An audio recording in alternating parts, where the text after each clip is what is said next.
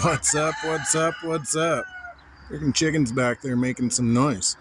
Hey, well, on today, the elusive misfire.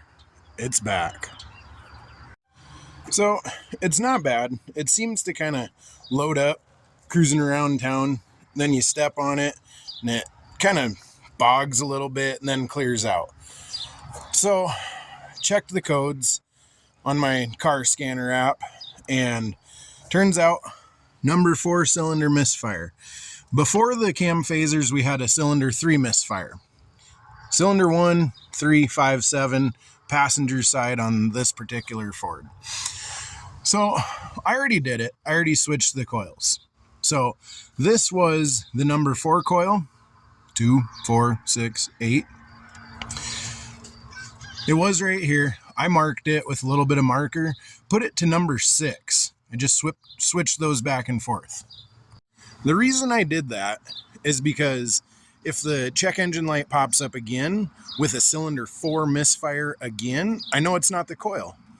Okay, well, in theory, if that coil is bad, I'm going to have a cylinder 6 misfire. So that's kind of the thought process behind that. We'll see what the heck happens. I didn't mark the coils when I pulled everything apart and did the timing chains. So I think that's probably the coil that was on number 3 in the beginning. So we will see what happens. We're going to go for a little bit of a drive. Let's fire this thing up.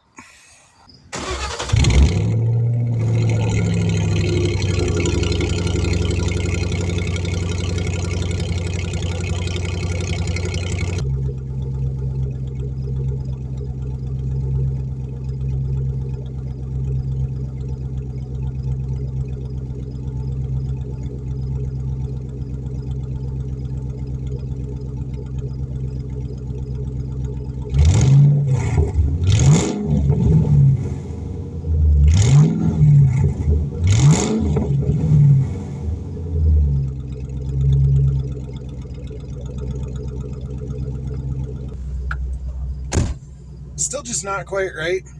I mean, a little bit of a misfire there. Seems to clear out, though. Kind of weird. But let's go for a drive. I got things to do. Okay, so didn't really film the drive. Went for a cruise. Whatever. Car runs like it does. Cleans out. Misfires. So kind of got to thinking with the alternator issue. The battery's been pretty dead. So I put it on the charge again for quite a while. It charged back up for the most part. Went for a drive, still a little bit of a misfire. So what I did, I ordered coils. So once those come in, we'll put the coils in and we'll see. I did have a couple other emissions failures, I guess. They didn't show up as codes just in my car scanner. The evap system did not pass, and the catalyst did not pass at first until I went for a drive. And then it did switch over to passed. So, kind of goofy yet. Maybe we'll do a seafoam treatment. We'll do the coils first. Charge the battery up again. Do the coils. These are pretty susceptible to alternator and electrical and voltage parameters. So that's kind of a thing. But runs pretty good for the most part. Work in progress. Hey, we'll chip away at it. So once I get the coils, show you how to put those in, switch them out. Pretty easy.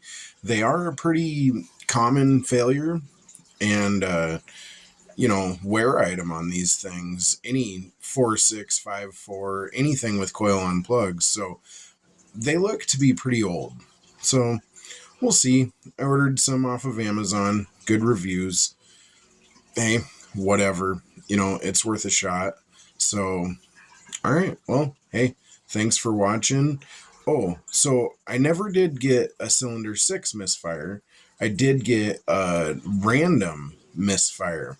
So I thought that was kind of weird. That kind of goes back into the voltage issue, battery issue. This battery seems to be kind of weak, at least on the charger. So when I'm driving, the voltage looks good, but when I throw the thing on the charger, it never quite fully charges. So that could be a thing. It starts up quick, it cranks over fast, doesn't act like a dead battery, but hey, I've seen weak batteries still start the car just fine. So weirder things have definitely happened. Hey, work in progress. We're going to keep chipping away at it. It's still a fun car. So, all right, hey, thanks for hanging. I guess hopefully it helps you. Right on. We'll see you.